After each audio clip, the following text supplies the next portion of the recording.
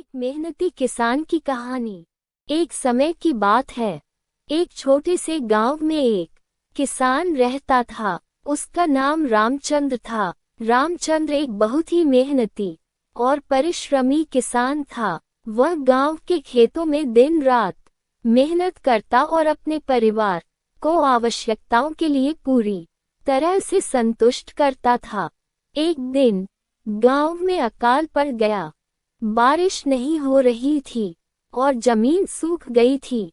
सभी किसानों को अपनी फसल के लिए चिंता होने लगी, लेकिन रामचंद्र डरने वाले नहीं थे। वह जानता था कि मेहनत से किया हुआ काम कभी बेकार नहीं जाता है। रामचंद्र ने अपने खेतों को और अच्छे से सिंचित करना शुरू किया। वह रात दिन मेहनत करता रहा, पानी की बचत करता रहा और पौधों की देखभाल में विशेष ध्यान देता रहा। दूसरे किसान उसे हंसते और मजाक उड़ाते रहे, पर रामचंद्र अपने लक्ष्य के प्रति सदा संकल्पबद्ध रहा। कुछ समय बाद बादल उमड़ आए और बारिश शुरू हो गई। रामचंद्र की खेती के पौधे जीवंत हो गए और उनकी फसल बढ़ने लगी।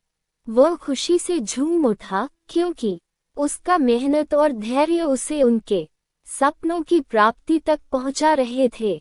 फसल काटने के बाद रामचंद्र ने अपनी परिवार के साथ आराम से खुशहाल जीने का आनंद लिया। उसकी मेहनत और परिश्रम ने उसे गर्व महसूस करवाया। वह गांव के बाकी किसानों के लिए एक प्रेरणा स्रोत बन गया। आखिरकार गांव की जनता ने उनकी मेहनत और समर्पण को मान्यता दी और उन्हें सम्मानित किया। रामचंद्र की कहानी और संघर्ष गांव के अन्य किसानों को भी प्रेरित करते रहे।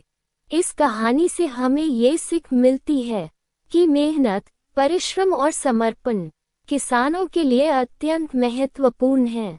यदि हम मेहनत करें और परिश्रम करें, तो हम सफलता के मार्ग पर चलने में सफल हो सकते हैं, चाहे कितना भी कठिनाइयां आएं।